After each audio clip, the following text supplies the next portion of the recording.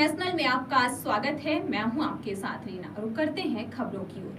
मध्य प्रदेश का राजगढ़ जिला, जो एशिया के बड़े बांध और चारों ओर फैले जल स्रोतों के लिए प्रसिद्ध है, अब औद्योगिक विकास और रोजगार के नए अवसरों की दिशा में तेजी से कदम बढ़ा रहा है। प्रमुख जापानी संगठनों के सहयोग से राजगढ़ को एक आधुनिक औद्योगिक और तकनीकी केंद्र के रूप में विकसित करने की योजना बनाने की दिशा में मंथन किया जाने लगा है। जंप के प्रांतीय अध्यक्ष डॉक्टर अरुण सक्सेना ने जापानी निवेशकों को अपने गृह जिले राजगढ़ में उद्योग धंधे स्थापित करने के लिए औपचारिक निमंत्रण दिया है। यह पहल न केवल इस क्षेत्र की औद्योगिक संभावनाओं को उजागर करेगी, बल्कि स्थानीय युवाओं को रोजगार के बेहतरीन अवसर भी प्रदान करेगी। उक्तासे का वक्तव्य देश की राजधानी दिल्ली में आयोजित नमस्ते जापान फेस्टिवल में सांस्कृतिक कार्यक्रम के अतिथि के रूप में संबोधित करते हुए जर्नलिस्ट यूनियन के प्रदेश अध्यक्ष डॉक्टर अरुण सक्सेना ने दिया। कार्यक्रम में मुख्य अतिथि जापानी दूतावास के मंत्री और DCM समेत global learning organisation New Delhi के vice president Koji Hayashi, Japan Foundation के director general Sato Koji, international business डेकन के जनरल मैनेजर जयंत जावा मुख्य रूप से उपस्थित रहे।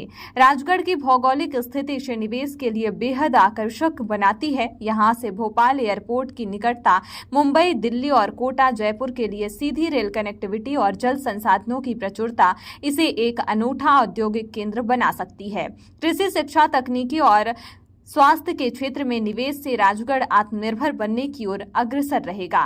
राजगढ़ जिले के युवा अब रोजगार के लिए पलायन न करें, यह इस पहल का मुख्य उद्देश्य है। जापान की अत्याधुनिक तकनीकों और निवेश के साथ इस क्षेत्र में नई फैक्ट्रियों, टेक्नोलॉजी पार्कों और शैक्षिक संस्थानों की स्थापना होगी, जिससे न केवल रोजगार के अवसर बढ़ेंगे, बल्कि युवाओं को अपने ही जिले में विश्व स्तरीय प्रशिक्षण भी मिल सकेगा।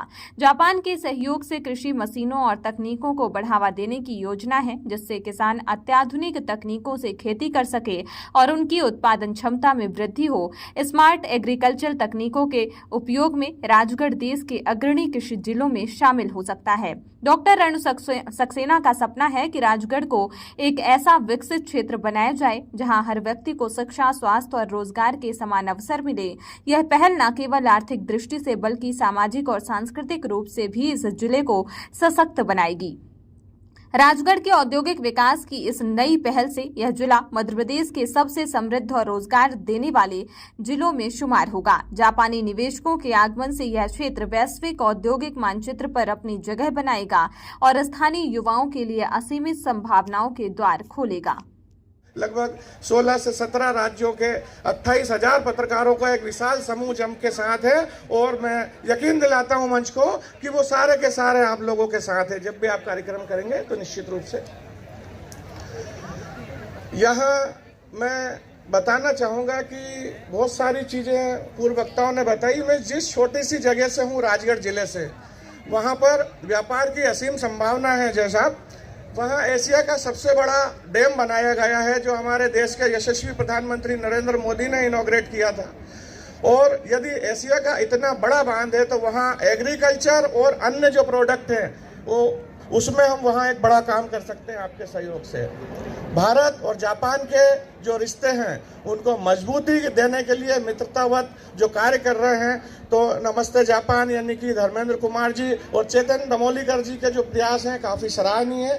साथ ही साथ मैं यहाँ एक छोटी छोटी चीज़ें हमें देखने में आता है कि जो टेक्नोलॉजी है जापान के पास है, बहुत सारे प्रोडक्ट हैं, तो यदि उसी तरह से वो भारत में आकर निवेश करते हैं तो यहाँ भी काफ़ी संभावनाएं हैं। कई क्षेत्र हैं, जैसे मैंने बताया, कृषि है, उसके अलावा जो मछली पालन है, फिशरीज है, फॉरेस्ट है, तो इस तरह के जो सारे उद्योग हैं हम यहाँ पर उनमें काम करेंगे तो निश्चित रूप से यहाँ बड़ा हमको क्राउड भी मिलेगा और दोनों देशों के रिश्ते भी मजबूत होंगे। यदि